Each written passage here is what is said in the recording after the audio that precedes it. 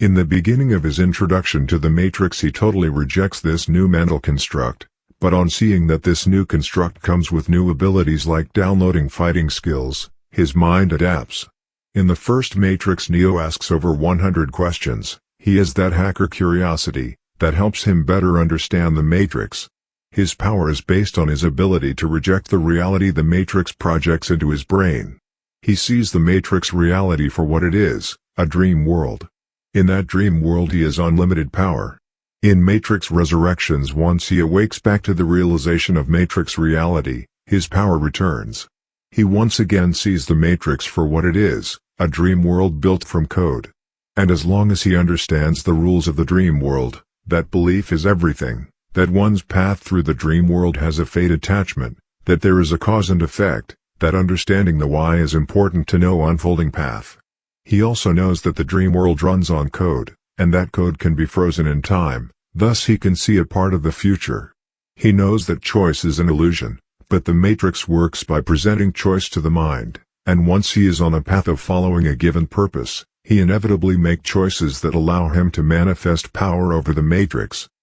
Now we get to the Matrix Resurrections. What is important in Neo's power at this stage of the game is that Neo is different from all the previous anomalies, in that his path brought peace between man and machine. He holds the code/path for peace, and it seems that his code is something machines would want run again, if peace does not last. His mind is now a tool of the machines, and they will keep him alive, or at least until his mind can be copied onto all of mankind. In Resurrections, the powers that Neo shows us are no different from the powers that he had displayed previously.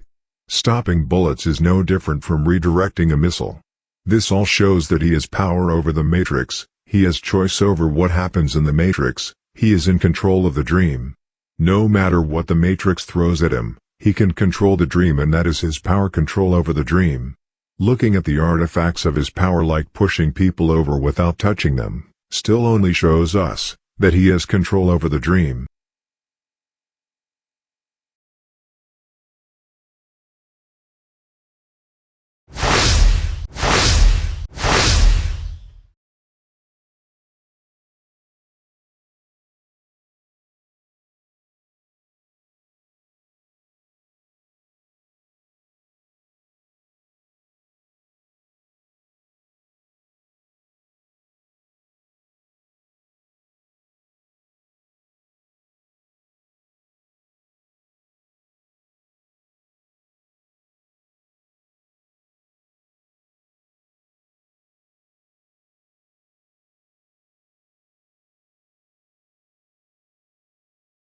Before we begin our thesis on Neo's power, let us talk about why Neo was selected by Morpheus.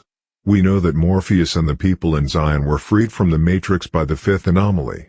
The Oracle predicts a return of the anomaly and that he will be found by Morpheus. So what are the characteristics that Morpheus uses to find the anomaly? These characteristics are revealed to us in part from Trinity's conversation with Neo. They are looking for someone who lives alone, someone who is searching for a dream, someone who has a problem with authority. Morpheus' first conversation with Neo reveals more of the anomaly's characteristics. They are looking for someone who believes there is something wrong with the world, someone who has a problem with the system of taxes and religious belief. They also use his hacker name to identify him, in that his name Neo is an anagram for one. We know the one is always the one despite the version of the anomaly he represents. Morpheus thinks of Neo as the second anomaly but calls him the one.